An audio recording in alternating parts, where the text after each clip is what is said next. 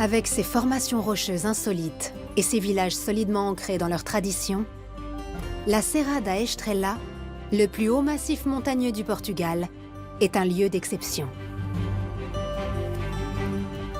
Ce parc naturel est la plus grande zone protégée de la péninsule ibérique.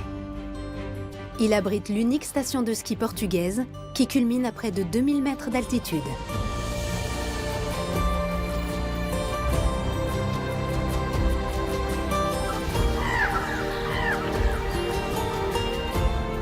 Les moutons sont rois dans la Serra et leur laine vaut de l'or.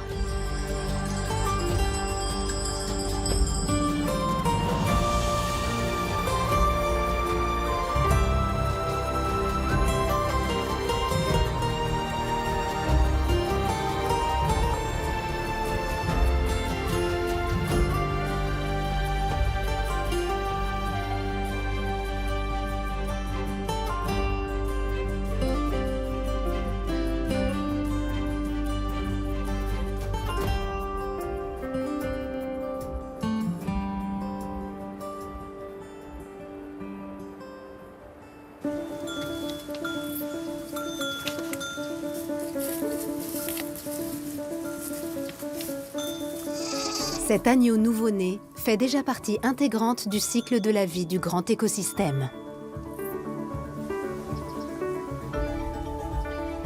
À 29 ans, Ana Matos est probablement la plus jeune habitante de la Serra à vouloir perpétuer la tradition de l'élevage ovin typique de la région. Elle a racheté ses moutons Bordaleira, l'une des plus anciennes races portugaises, à un berger qui prenait sa retraite. La plus jolie des surprises est arrivée dans la nuit. Je m'y attendais pas. Quand je suis venue les voir ce matin, l'agneau était là. C'est super. C'est le premier petit du troupeau.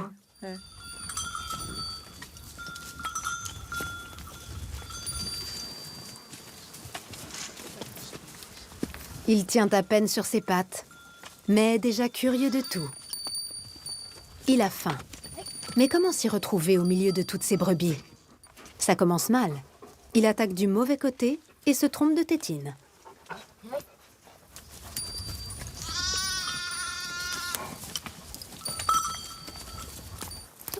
La jeune bergère vole à son secours. Je voulais trouver un endroit où je pourrais protéger la nature de façon concrète. J'ai eu envie de réhabiliter un milieu dégradé, comme ici, envahi par les arbustes, ce qui est très mauvais en cas d'incendie et pour la biodiversité. Je voulais faire en sorte de recréer un environnement équilibré, avec des espèces autochtones, et de perpétuer des savoir-faire traditionnels. Alors j'ai pensé aux brebis.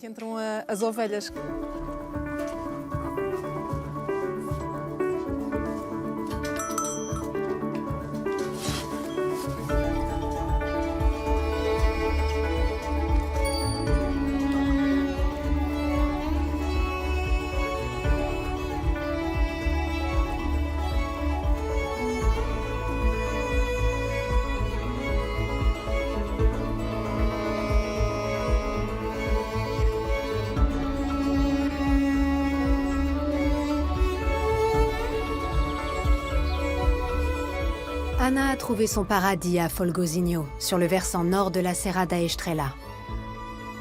Elle est l'heureuse propriétaire de 80 hectares de terrain achetés avec ses économies. Dans les fermes alentours, il reste quelques vieux paysans prêts à lui transmettre leur savoir-faire. La jeune femme diplômée en sciences forestières peut compter sur ses amis pour construire sa maison. Un vrai toit au-dessus de son futur salon manque encore. Il ne sera pas de trop en prévision de l'hiver.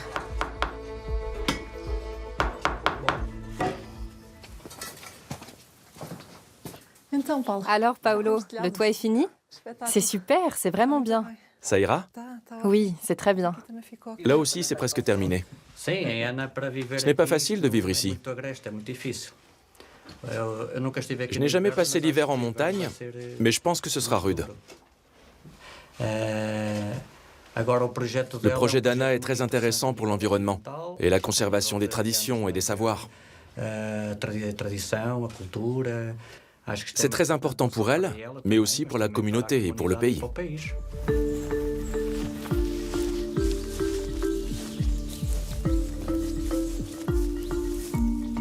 Anna est particulièrement réceptive à la biodiversité de la région, même si elle se passerait bien de certaines espèces.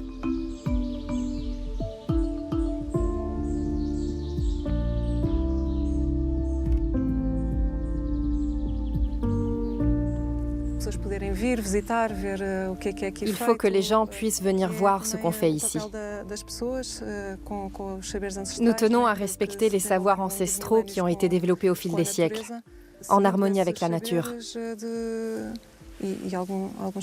Et nous voulons y intégrer d'autres connaissances plus actuelles, pour que l'homme et la nature puissent vivre en symbiose. Après l'effort, rien ne vaut un bon queijo Serra da Estrela, un fromage local emblématique. Ça va bien avec la bière. Les travaux sont presque terminés. Il ne me manque plus que le double des clés de ta porte. Tu vas pouvoir continuer à t'occuper de tes chèvres et de tes brebis.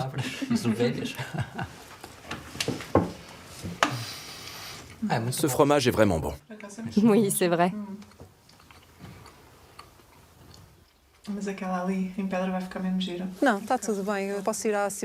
Tout va bien.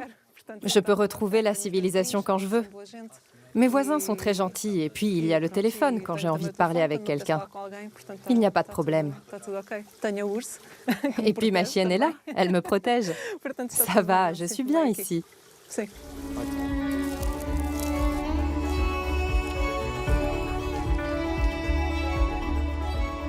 Anna a un rêve. Proposer à la vente une large gamme de produits bio régionaux de sa ferme.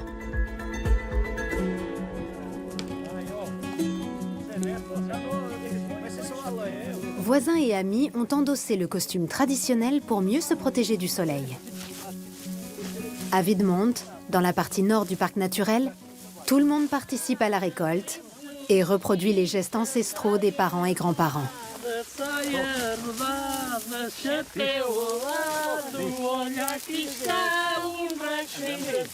Au plus fort de l'été, les machines agricoles sont bannies des champs. La moindre étincelle et tout pourrait s'embraser. Aujourd'hui, alors que le mercure affiche 40 degrés, on fauche et récolte à la main. C'est un travail difficile, mais c'était pire avant. On faisait déjà le battage du grain à la main, avec un fléau. Le pain, c'est important pour nous.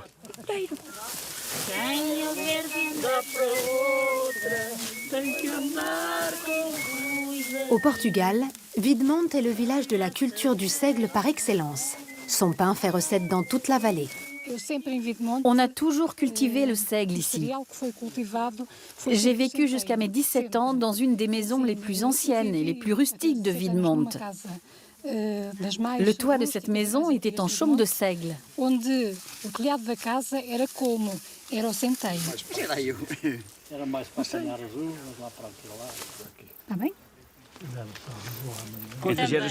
Tout le monde s'aidait, les amis, les voisins, toutes générations confondues.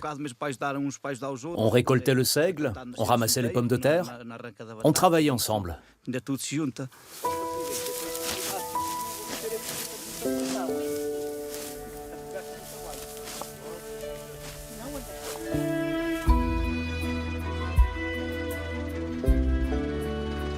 Vidmont est un village de montagne encore partiellement en pierre de granit. En dehors des toitures en chaume qui ont été remplacées par des tuiles, tout est resté comme au temps d'avant. La communauté préserve d'ailleurs jalousement ses traditions. Il ne lui manque plus que la relève des plus jeunes pour les transmettre aux générations futures.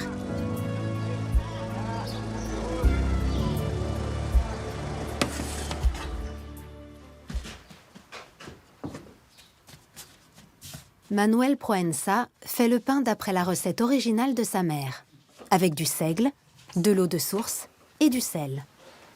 Il le fait cuire dans un four à pain à l'ancienne qu'il a lui-même bâti.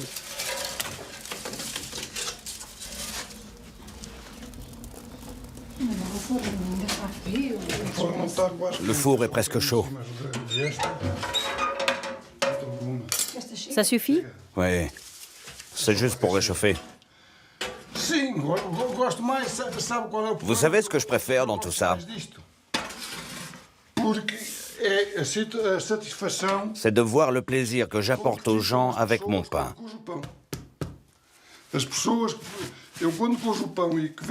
Quand je le vends sur les marchés, les clients reviennent et me disent que je fais un pain merveilleux.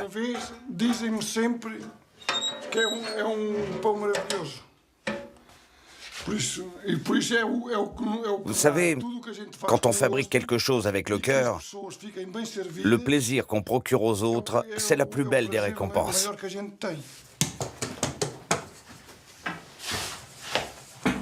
Seou préfère travailler au champ. Mais les jours de marché, elle est au fourneau avec son mari. C'est un pain qu'il ne faut pas manger le jour même. Si vous essayez de couper une tranche de ce pain alors qu'il sort du four, vous n'y arriverez pas. La mie colle au couteau. C'est un pain qu'il faut garder.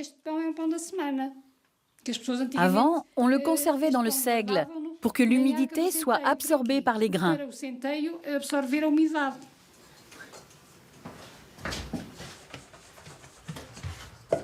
Le pain de seigle traditionnel est de plus en plus demandé. C'est une chance inespérée pour la famille. Quand je me suis retrouvé au chômage, c'est peu à peu devenu une source de revenus. Et finalement, ça m'a plu. Maintenant, je ne veux plus retourner sur les chantiers. J'ai travaillé dans le bâtiment de 18 à 50 ans et c'est pas un métier facile.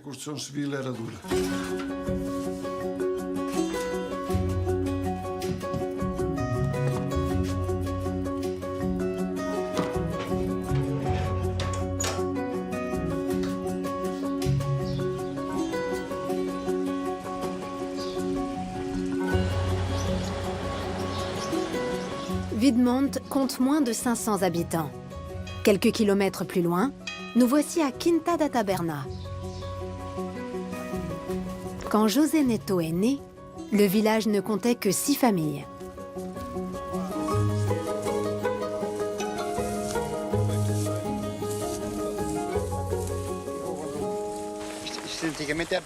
Avant, il y avait des cultures partout. Les plus anciens sont morts, les jeunes sont partis vivre ailleurs. Et voilà ce qui reste. Toutes les maisons sont construites en pierre de granit, dont certaines ont plus de 100 millions d'années. Le village a d'ailleurs été classé au patrimoine mondial par l'UNESCO. Les 2 hommes ont eu vent de la visite des experts internationaux. José leur aurait sans doute montré la cachette de la clé de sa chambre d'enfant, mais c'est à Manuel qu'il en dévoile le secret. Je vais ouvrir la porte. Tu vas voir. C'est vraiment dans un sale état. Oula, ça va pas s'écrouler.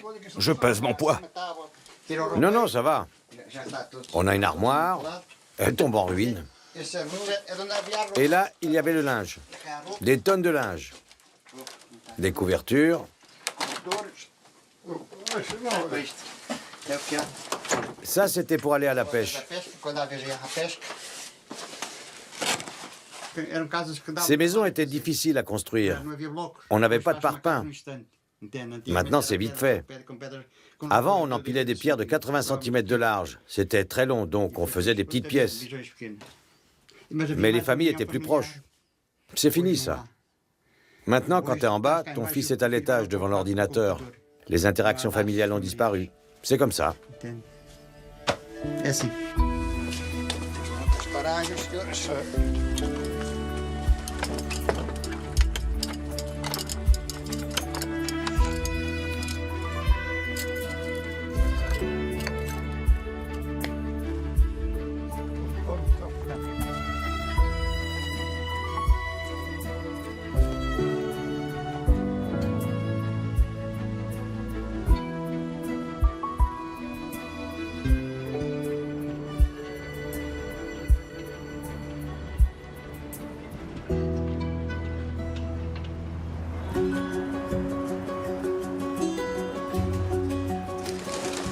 La ville universitaire de Covilhão était autrefois le centre de production de laine le plus important d'Europe. Cet héritage est encore bien vivace si l'on en juge par les grandes fresques murales qui ornent la ville. L'identité de Serra da Estrela est étroitement liée à cette tradition.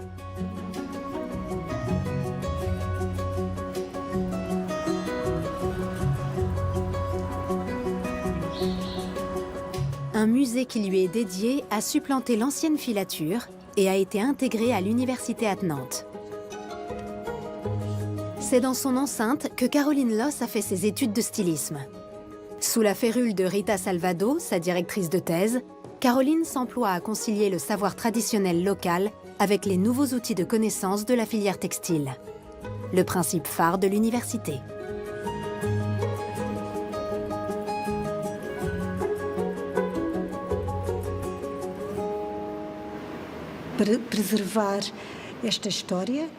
Nous souhaitons préserver l'histoire de l'industrie de la laine, qui a joué un rôle très important dans la ville de Covilhão et dans toute la région de la Serra da Estrela, parce que c'est encore à ce jour une filière essentielle, un moteur de développement économique, mais aussi social. Dans l'atelier aménagé au sous-sol du musée, la professeure et sa doctorante œuvrent à la conception des vêtements du futur. Elles viennent de créer une veste capable de protéger les ouvriers exposés aux champs électromagnétiques trop élevés. Parmi ces bobines, nous avons des fils conducteurs d'électricité et des fils traditionnels isolants. On les confond aisément. Ils se ressemblent.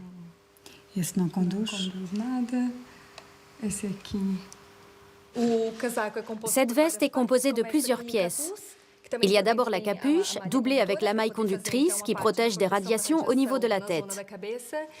Et ici, une petite LED qui s'allume si la puissance reçue est supérieure à celle autorisée par la loi.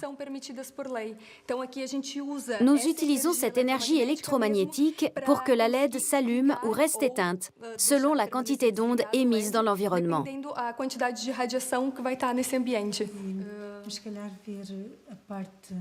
Des vêtements de protection capables d'émettre des signaux d'alerte sont nés.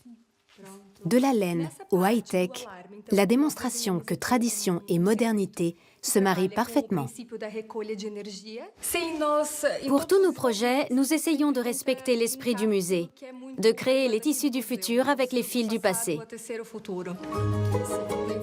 Une idée qui s'est déjà distinguée à l'international.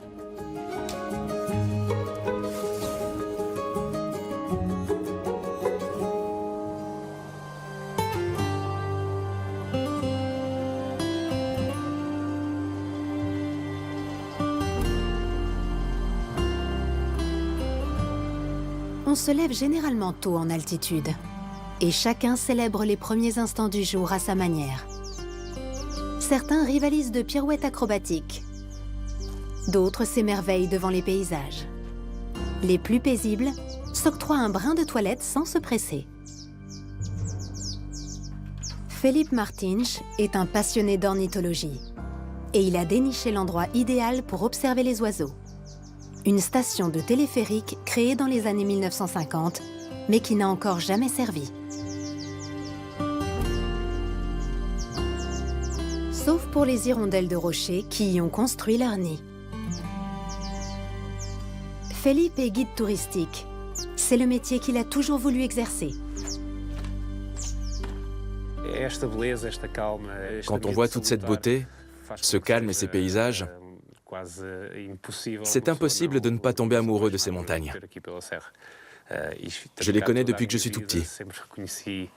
Je venais me baigner dans les lacs quand j'étais enfant. Et maintenant, je cours après les oiseaux. Je suis très attaché à mes montagnes.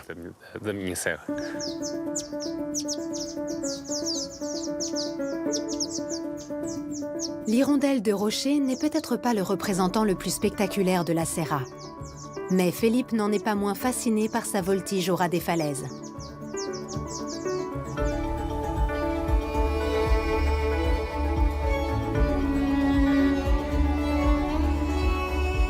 À la recherche de l'endroit idéal pour mieux pister ses hirondelles, Felipe s'enfonce dans la Serra.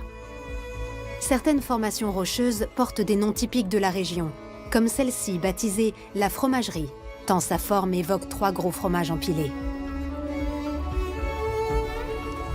Les rochers aux airs de mégalithes ont été modelés au cours de la dernière période glaciaire.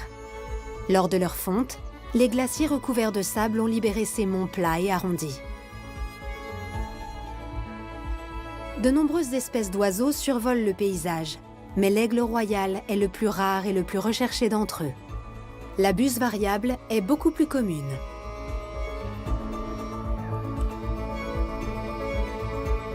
Felipe s'installe entre deux lieux de nidification des rapaces. J'essaie de le trouver avec la longue vue. On dirait un circaète Jean Leblanc. Mais je n'en suis pas tout à fait sûr.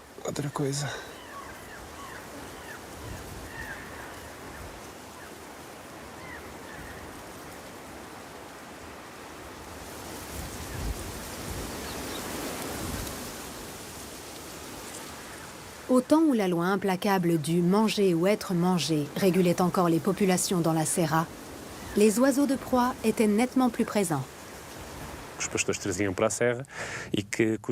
Quand les bergers venaient en montagne, il arrivait que des bêtes tombent dans ces rochers et meurent.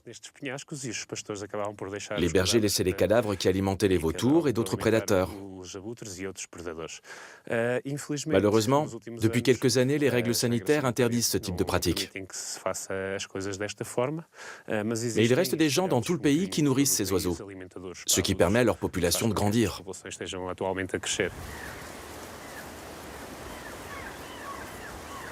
Il y a des endroits, mais aussi des moments plus propices à l'observation. C'est en milieu de journée et dans l'après-midi que Felipe a le plus de chance.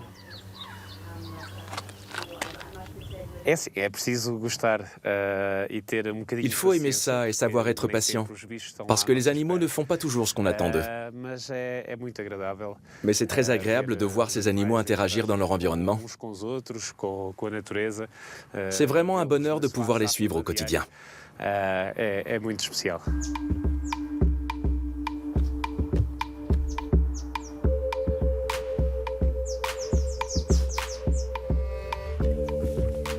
Plus on monte, et plus on fait de rencontres. Autour des lacs de montagne vit un tout petit reptile représentant d'une race endémique. Il est très difficile à capturer. C'est un lézard femelle. Elle n'a sans doute jamais été fécondée. Elle est encore très jeune. Quand les femelles sont fécondées par les mâles, elles portent des traces de morsures sur l'abdomen. Mais ce n'est pas son cas. Elle n'a jamais perdu sa queue. Quand les lézards perdent leur queue, elles repoussent sans les motifs. Elle est très jolie. C'est une espèce un peu spéciale, parce qu'on ne la trouve qu'ici.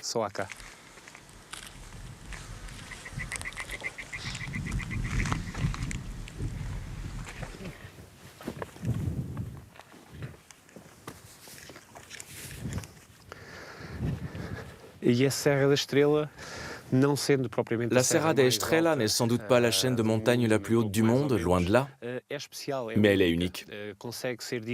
Elle ne ressemble à aucune autre. Elle a quelque chose en plus qui fait que je m'y sens chez moi et qui la rend différente des autres.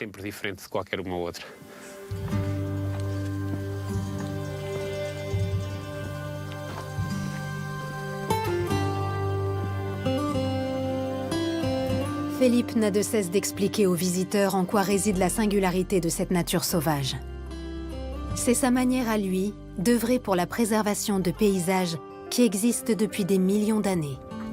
Tango! Ai, oh, Tango, daqui, anda cá. Ai, que tu és muito lindo. Ai, que tu és muito lindo. Tango est un chien de berger, en version miniature pour l'instant. À 8 mois, il fait la joie et la fierté de Suzette da Mota Veiga. Il n'a peur de rien et il se sent très bien. Mais on ne peut pas le laisser s'approcher des autres chiens, même si petit. Ce regard alangui fait fondre les humains. Mais a-t-il le même effet sur les chiens alpha? Rien n'est moins sûr. Le titre est âprement disputé.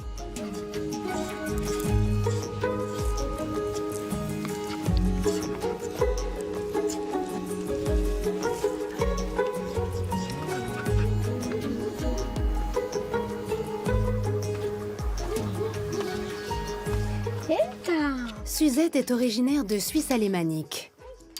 Elle élève le chien de la Serra da Estrela depuis plus de 40 ans. Cela fait d'elle la plus ancienne éleveuse de cette race.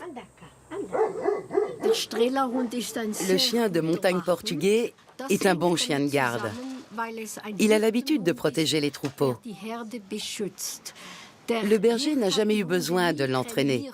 Il ne lui a jamais appris à obéir. Il gardait tout simplement les chiens les mieux adaptés. C'est aussi un excellent compagnon pour toute la famille.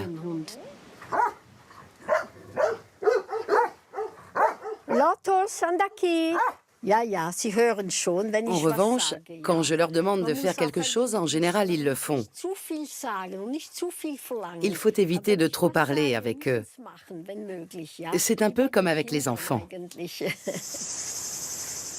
Petite, Suzette rêvait d'avoir un grand zoo. Un rêve oublié, même si à 80 ans, elle élève toute seule une bonne douzaine de chiens. La race du chien de montagne portugais a 2 variétés. Celle à poils longs et celle à poils courts. Leur pelage leur donne du fil à retordre les jours de forte chaleur. J'aime tous les animaux, sans exception, même les insectes. Quand j'en vois tomber un dans la piscine, je vais systématiquement le repêcher en me disant qu'à sa place, je serais bien contente que quelqu'un s'élance à mon secours.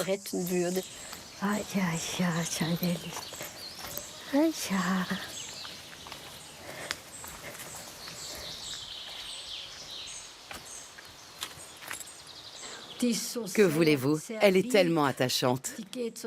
Elle va à la rencontre des gens, s'assoit docilement à côté d'eux, leur donne la patte en clignant des yeux. Elle est juste adorable.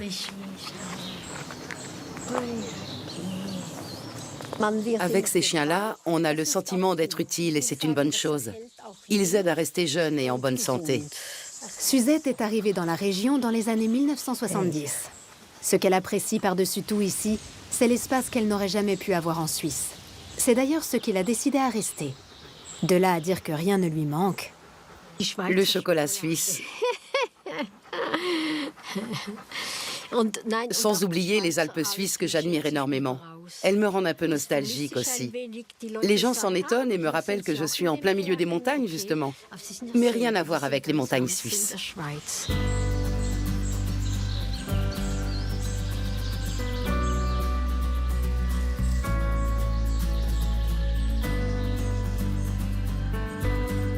La commune de Manteigas est encastrée au milieu de la vallée du Zézer.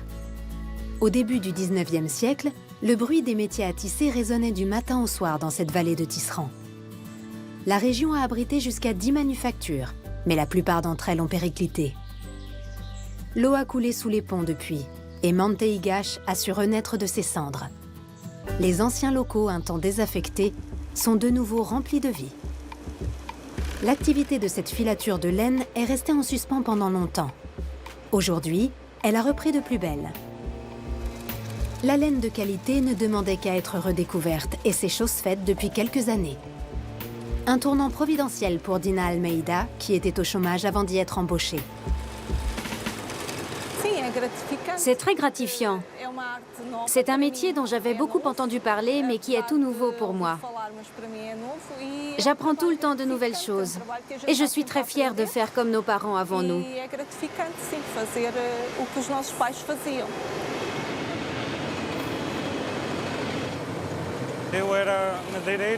J'étais bûcheron, mais quand j'ai su qu'il y avait un poste ici, j'ai proposé mes services. Ça me change. C'est moins physique. Et en hiver, au moins, quand il pleut, je suis à l'abri au lieu d'être dehors.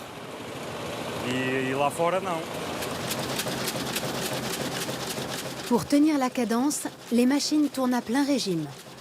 À tel point que les employés viennent d'enchaîner 24 heures de travail non-stop. Dans le bureau de la propriétaire, Isabelle Costa, le téléphone n'arrête pas de sonner.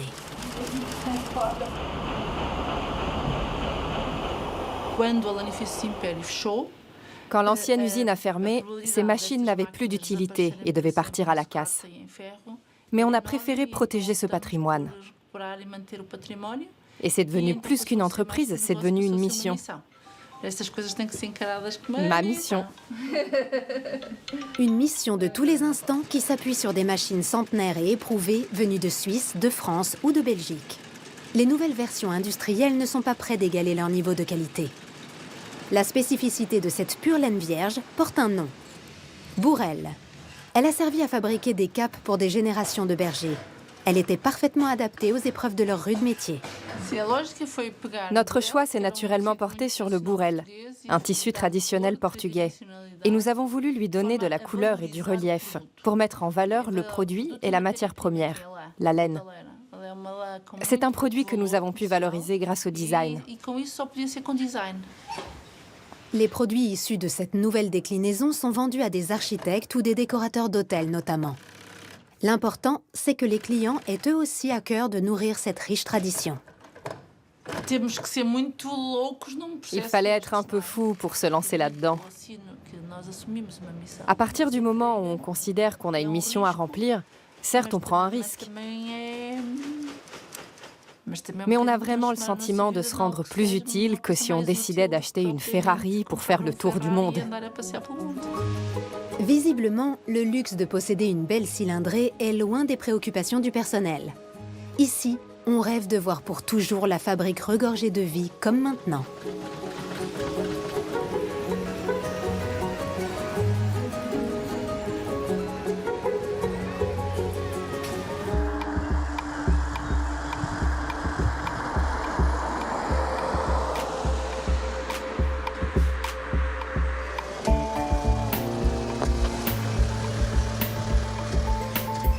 Chaque année au mois d'août, impossible d'ignorer les traces que les températures caniculaires laissent sur des hectares et des hectares de forêt. Sous la couronne des arbres, le sol est particulièrement sec. La protection civile portugaise est responsable de la surveillance des forêts. C'est elle qui mène l'enquête en cas d'incendie. Une équipe est sur la brèche. Elle patrouille tous les jours. Les tours de guet, installées pour mieux lutter contre les feux au plus fort de l'été, sont le plus souvent occupées par des civils.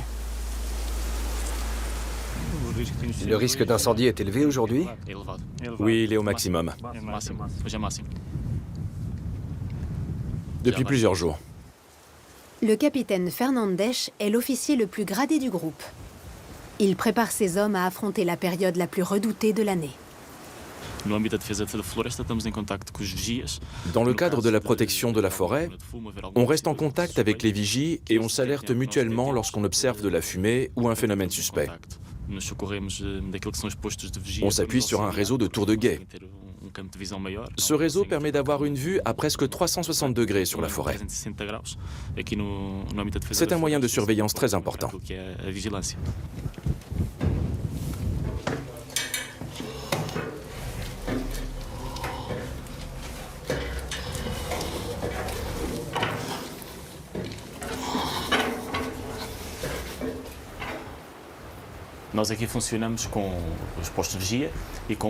On fonctionne avec des postes de vigie et des moyens humains, essentiellement des policiers, des pompiers et d'autres agents issus d'associations pour la protection des forêts qui surveillent aussi certains secteurs, le tout sous la coordination de la police grâce aux unités locales.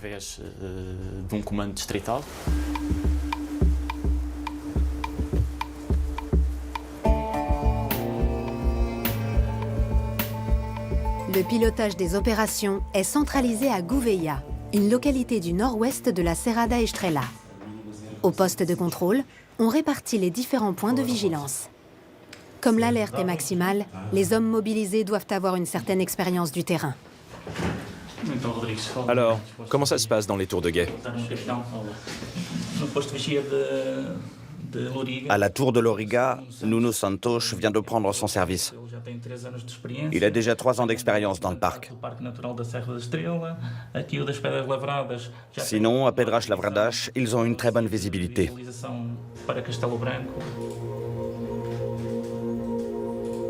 Le dernier feu de forêt d'ampleur remonte à 2017. C'est probablement un impact de foudre qui l'avait déclenché. Un quart de la Serra da Estrela était parti en fumée. Chaque année, le Portugal est confronté à cette destruction que le changement climatique ne fait qu'accélérer. Depuis 2017, des lois ont été promulguées pour mieux protéger les forêts. La nouvelle réglementation impose aux propriétaires établis à proximité de parcelles boisées de débroussailler leur terrain sous peine d'amende. Un incendie s'est déclaré sur un lopin de terre voisin. L'équipe est sollicitée pour en déterminer les causes exactes. Comme le terrain est bien entretenu, le feu ne s'est pas propagé. Avant toute chose, il faut localiser le foyer.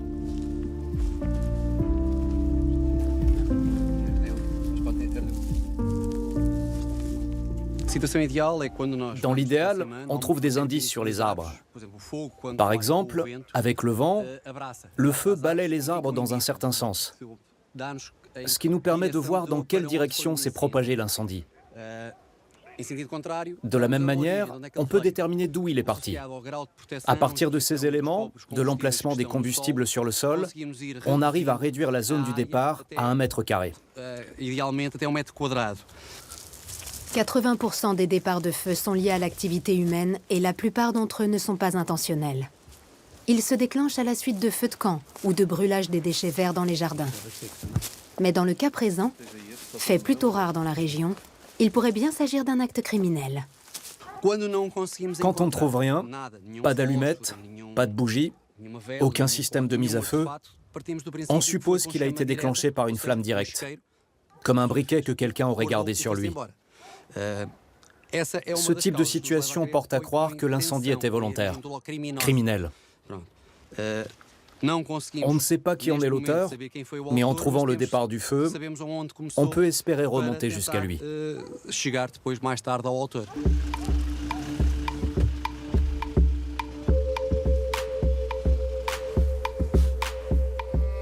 La forêt recouvre un bon tiers du Portugal.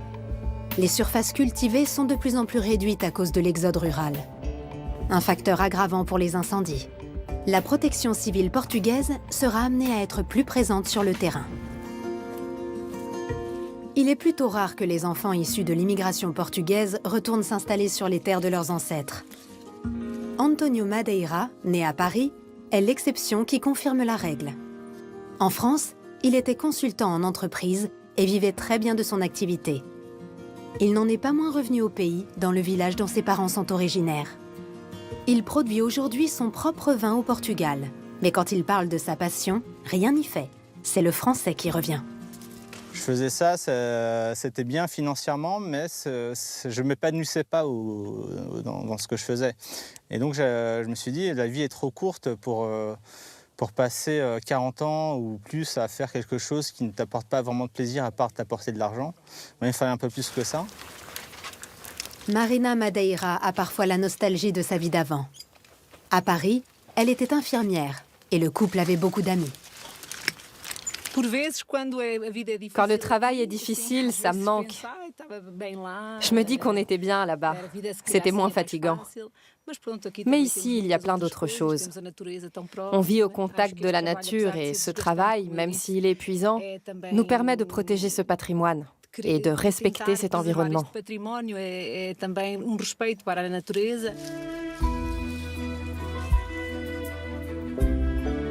Sur ces terres arides, le rendement de la vigne est limité, mais c'est un atout supplémentaire pour la qualité. Les anciens cépages cultivés depuis des siècles dans toute la vallée de la rivière Dao demandent le plus grand soin. Je suis en train d'aérer autour des raisins pour un microclimat favorable à une maturation saine, sans développement de champignons, de maladies.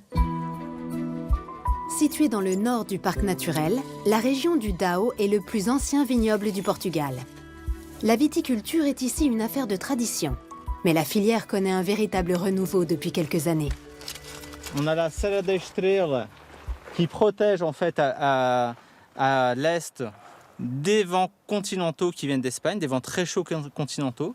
Donc ça fait barrage à ces vents. Si on va de l'autre côté de la montagne, côté presque espagnol, c'est beaucoup plus chaud qu'ici. Et le fait qu'on soit en altitude, on est à 500 mètres en moyenne. Ici, sur cette parcelle-là, on est dans la montagne, on est 100 mètres plus haut, on est à 600 mètres. Voilà, tout ça, ça se conjugue pour avoir ce caractère très frais, très fin des vins. C'est à Paris qu'Antonio a découvert sa passion. Il a fait ses premières armes dans un garage et aujourd'hui, il exerce son art dans une immense cave ultramoderne au milieu de cuves en aluminium et de fûts de chêne. C'est un long cheminement qui a conduit le couple à cette réussite. Pour Antonio et Marina, faire du vin est un apprentissage de la patience. Parfois, on considère un peu ce projet comme notre bébé. On y consacre beaucoup de notre temps. Ça demande beaucoup de travail et on y a mis beaucoup de nous-mêmes. Donc nous, l'idée, c'est vraiment de rester le plus proche du vrai. C'est d'exprimer du vrai à travers un verre. Et ça donne du sens à ce qu'on fait, ça nous comble. Beaucoup plus qu'un chèque, entre guillemets. Le chèque est nécessaire pour pouvoir vivre, mais c'est pas la finalité, ça suffit pas. En tout cas, pour être heureux, à notre sens.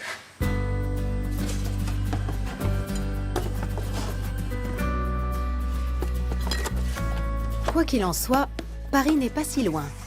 Les Français sont en effet de grands amateurs du vin de la Serra da Estrela.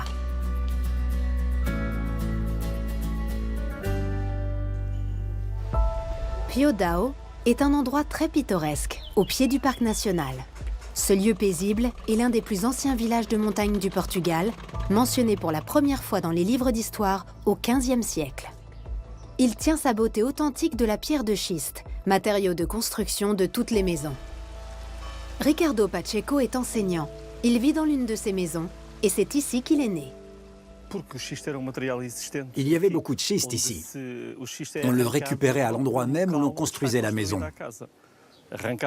On enlevait les pierres de schiste pour créer la base de la maison. Et on s'en servait pour monter les murs. Derrière son côté idyllique, ce site classé cache un passé sombre, car sa position recluse en a longtemps fait un refuge pour les fugitifs en cavale. Ricardo Pacheco le regrette, car cette page peu glorieuse de son histoire donne une mauvaise image de Piodao. Quoi qu'il en soit, il ne fait pas mystère de ce chapitre douloureux. Diogo Lopes Pacheco était un des 3 hommes accusés du meurtre d'Inês de Castro, la maîtresse du roi portugais Dom Pedro Ier. Au moment du couronnement du roi, Diogo s'est enfui en Espagne. Mais il a été contraint de revenir au Portugal et il est venu se réfugier dans un lieu hostile et inaccessible appelé la Serra do Açor. Les villageois ont peint leurs portes et leurs fenêtres en bleu, l'indigo étant censé conjurer le mauvais sort. Le bleu est en effet une couleur sacrée.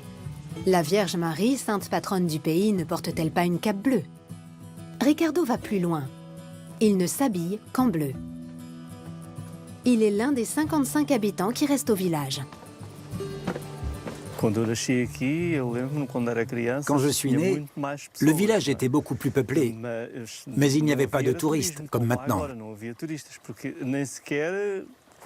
Jusqu'à mes 6 ans, il n'y avait même pas de route pour y accéder, seulement des chemins.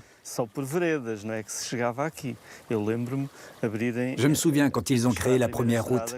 C'était dans les années 1970.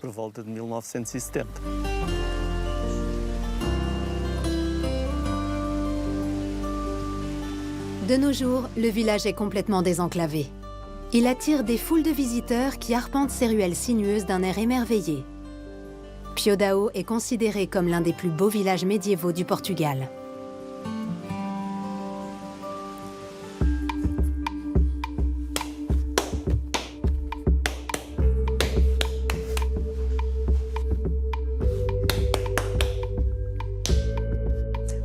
Ceux qui sonnent bien sont prêts à être consommés. Ceux qui sonnent mal manquent encore d'affinage. Il leur faut plus de temps.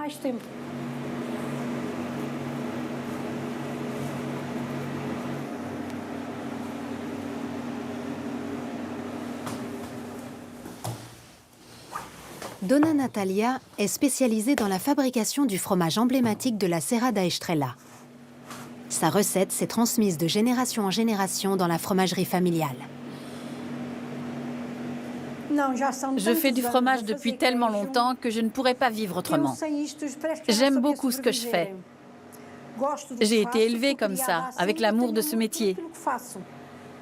La spécificité du queijo Serra da Estrela, c'est sa texture particulièrement crémeuse. Tout est dans la maturation, la qualité du lait et la fermentation. Pour le caillage, Natalia utilise un ingrédient traditionnel.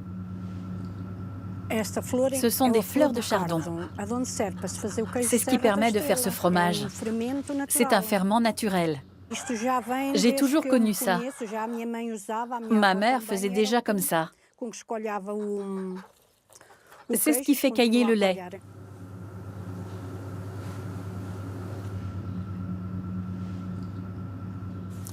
Quand c'est bon, on n'a pas besoin de pain. C'est de la gourmandise. Quand je commence, je ne peux plus m'arrêter. Ça fond dans la bouche, c'est trop bon. Fin juillet, elle en a terminé avec le travail à la fromagerie. À cette période, son mari Louis est à l'estive avec les brebis. Ça, c'est pour mon mari qui est dans la montagne avec les brebis. Il y passe environ 1 mois et demi, mais il y restait 4 mois à une époque.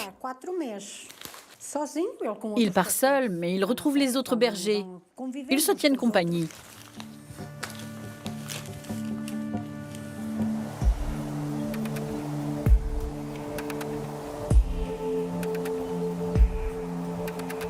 Dans la vallée, il n'y a plus grand-chose à brouter en plein été. Le berger conduit donc son troupeau dans les montagnes, où ses moutons vont pouvoir paître de la bruyère, du genévrier et de délicieuses graminées. Tout ce qu'ils aiment. Leur nourriture est abondante sur le Torré, le plus haut sommet du Portugal.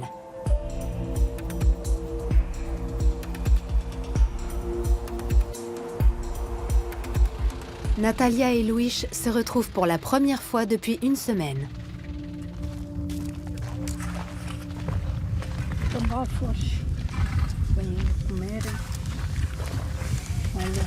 Matar a fome. Fais-moi un bisou. On se manquait. Ça fait plus de 8 jours qu'on ne s'était pas vus. On est seuls dans la montagne. Il est seul ici et moi seule là-bas. Son père élevait des brebis, le mien aussi. Sa mère faisait du fromage et la mienne aussi. Et c'est comme ça que notre histoire a commencé. On s'est connus tout jeunes. Elle avait 14 ans. Venez voir notre garde-manger.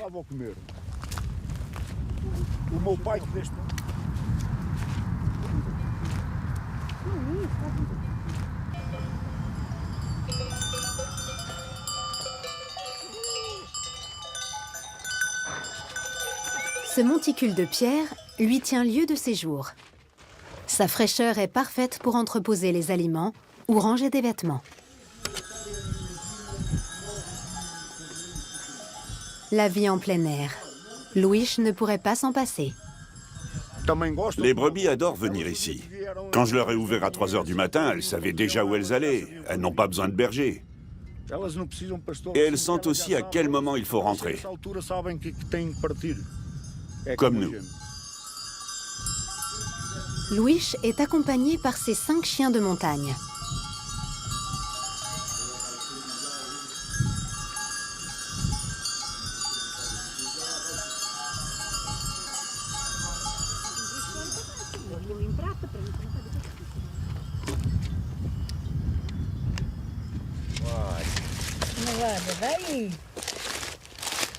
Tem nada, olha, empresta-me uma navalha.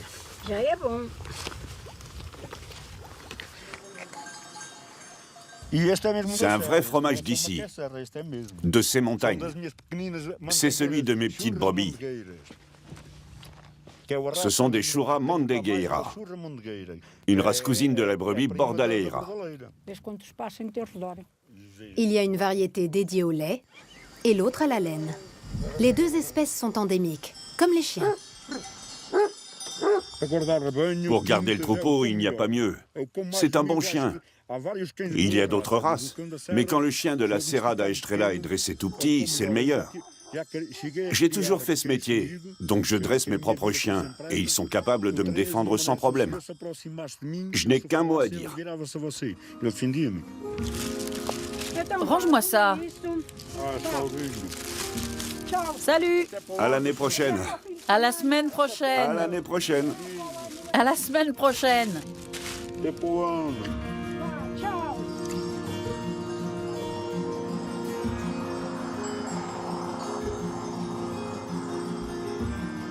Le moment est venu de se dire au revoir. C'est dur la solitude. Surtout le soir. La journée, on a des choses à faire, on s'occupe. Mais le soir, on se sent seul. Ça nous manque de ne pas dîner ensemble.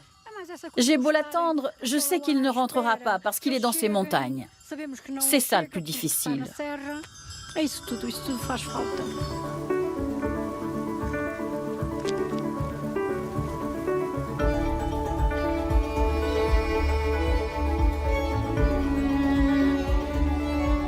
À la mi-septembre, le troupeau et son berger redescendront dans la vallée.